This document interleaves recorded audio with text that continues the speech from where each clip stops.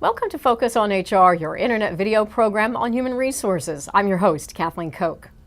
Coming up later in the show, we'll get some advice on the FMLA from one of SHRM's team of talented knowledge advisors. And we'll ask business leaders for their insights on the present and future state of employee development. But first, the news. When it comes to workplace bullying, a new SHRM survey reveals good news for the workplace, but bad news for HR. First, the good news. Over the past 2 years, nearly twice as many HR professionals have seen a decrease in bullying compared to those who've seen an increase.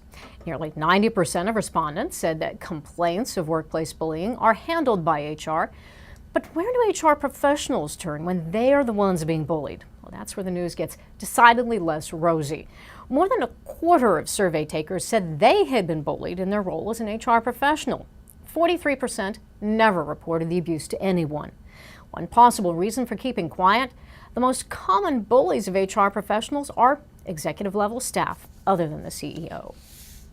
Retaliation claims have increased dramatically in the last 2 years and constitute the most significant legal risk to employers today, attendees learned last week at SHRM's Employment Law and Legislative Conference.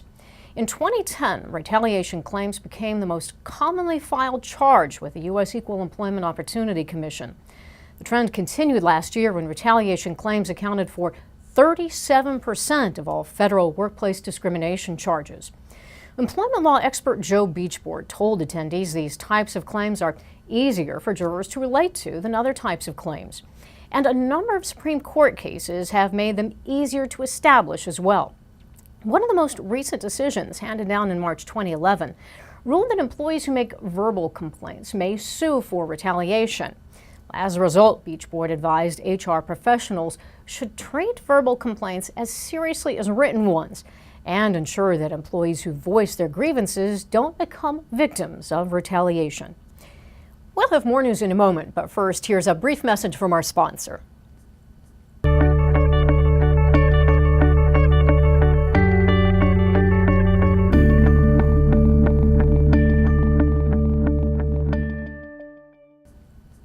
Welcome back. The Department of Labor has a newly updated resource that can help employers better understand the Family and Medical Leave Act. Some of the areas the FMLA Advisor helps clarify include which employers must provide FMLA leave, which employees are eligible for leave, and valid reasons for taking leave. The advisor was recently updated and now reflects revised regulations and recent amendments to the law.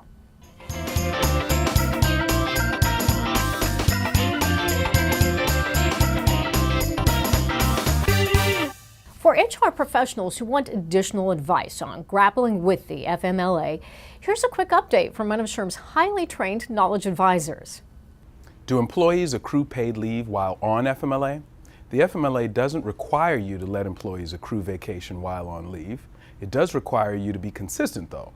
For example, you don't have to allow workers on FMLA to accrue certain benefits, such as paid leave or seniority, if they wouldn't accrue them on other types of unpaid leave.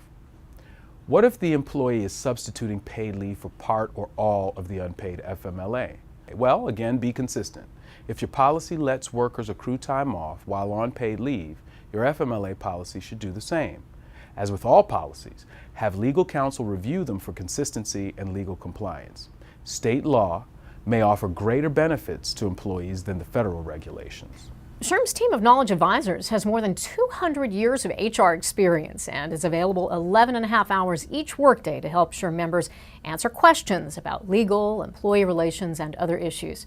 For more information on contacting these helpful pros or for links to additional knowledge advisor videos, visit us online at www.shrm.org/focusonhr.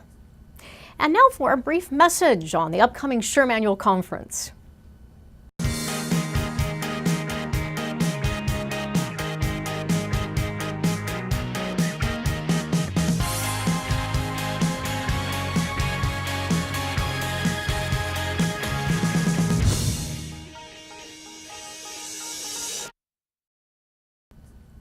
Some might say that employees are like tomatoes. They're always better when they're homegrown.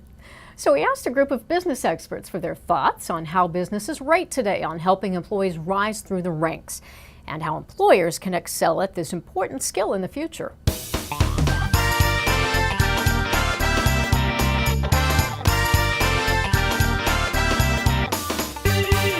Most organizations do very well on the technical skills. They do well on hiring, recruiting people,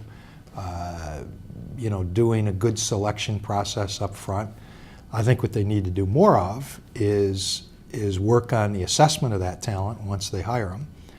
They need to work on the development side so that people feel like I've really got some kind of a career path ahead of me. There's lots of ways of doing it in small companies with little money, and just the exposure to the top leadership team and knowing what the functional and operational leaders are doing can be very educational and developmental. Creating organizations where when people get good at things, they're actually moved on to something else that gives them this discomfort will build leaders and professionals and workers who are far broader and far more able to cope with change. And I think actually starting to script that out in a much more definitive way will be in a very, very important role for HR. 10 years from now, I'd love to believe we could see more information on how people move within an organization.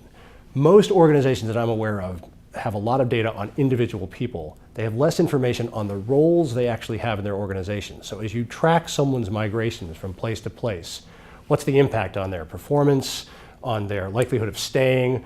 We'll learn so much more when we can do more to track the migrations of people and start to predict, positive trends than we can today.